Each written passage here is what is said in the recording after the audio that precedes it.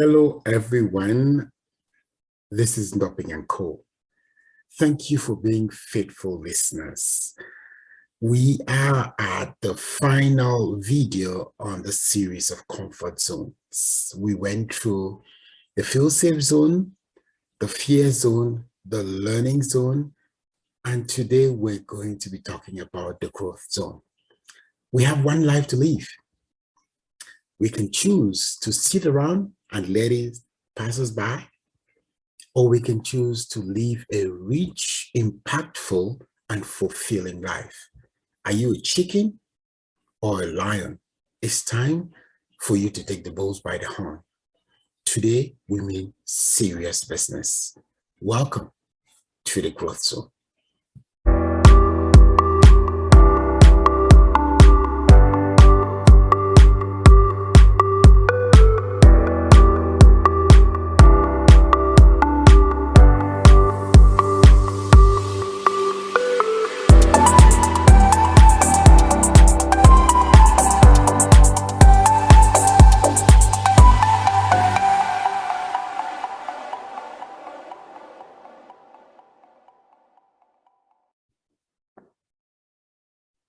I give 5 stars to all those who have been watching our videos. You saw us through from the beginning. Your words of encouragement has kept us going. I can't thank you enough. Based on popular demand, our next series will be on happiness. Who doesn't want to be happy? But now let's focus on the conversation for today, the growth zone. Growth starts at the end of the comfort zone. It could also be considered as the beginning of the end. You should be willing to feel awkward and uncomfortable in order for you to grow. The comfort zone on its own is a cycle. At different times in our life, we find ourselves in a comfort zone, which means you might have achieved that much and you settle down and relax, and you realize you might have to take another step. During one of our series, I mentioned that if you live a very unfulfilling life, you would end up utilizing just 10% of your brain capacity. You may be thinking, what does the comfort zone really entail? The comfort zone is different for everyone. It's not the same for every person. But I'm going to be challenging you with a couple of things that look like anecdotes, but to get you to a place where you can think of where you are and your own personal growth zone. Remember that the greatest things are achieved through the simplest ways. One lesson I learned from a book written by a retired Admiral William, he's the author of Make Your Bed. He said a couple of things that struck my attention. The first major lesson I learned from him is that if you want to change the world, start by making your bed. Strange, right? Literally, it's not like a bed. And most of you would think charity begins at home. Well, yes and no. But growth starts internally. It must be something that you build in your mindset. Most of the things we achieve outwardly starts from the inside. And he said, if you want to make a change in the world, start by making your bed. Yes, it's always good to make your bed. For me, I love a well-made bed. But look at the literal sense of making your bed. And imagine that you need to start growing internally in your mindset, in the things you think about, in the plans you make, in how you craft things before you can grow and see it, in the outward sense of the word. He also said that a measure of a person is the size of his heart, which means you can measure a person by the size of his heart. If you notice, most people that have really achieved greatness without taking credit have a very big heart. Lots of people, either you look at it from a religious or spiritual sense of the word, or lots of people that have been humanitarians, I mean, sincere humanitarians, is the size of their heart. They want to do more. And that was a very big lesson that I also, learned from Admiral Williams. Another thing which he talked about was,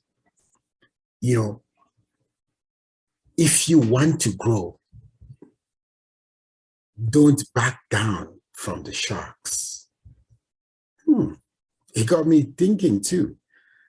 If you want to grow or make an impact, don't back down from the sharks.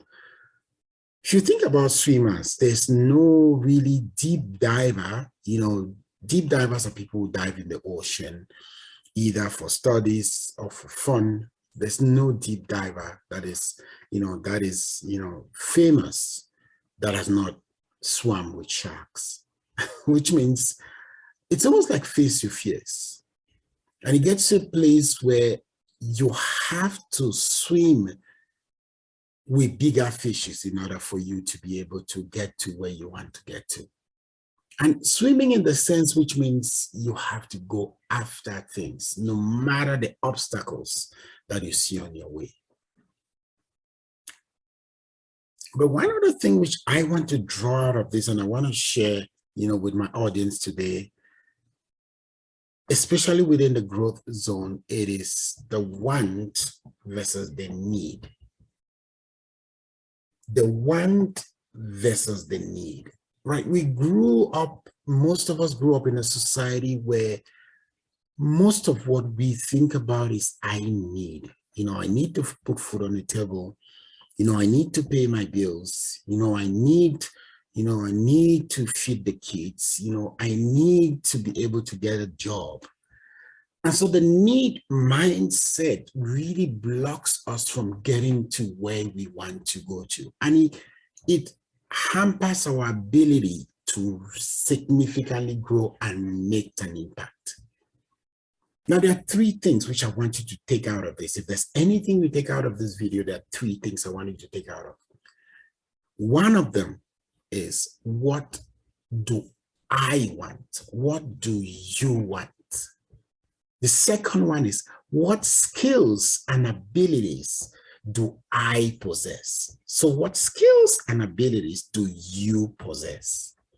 And the third, but not the last in terms of importance, is, what need can I fulfill with my skills and abilities? It's not a need for you. It's a need for you to fulfill in the world. It's a need for you to fulfill in an organization. It's a need for you to fulfill in a family. It's a need for you to fulfill in your friends, in your business, in the world. It's your want, your capabilities that enables you to fulfill another person's need. Most often people who create products and look for investors, what they would always, ask them is, what value or what problem does this solve? Which means if you have something in mind that you want, you have some skills and capabilities, it means you want to fulfill another need.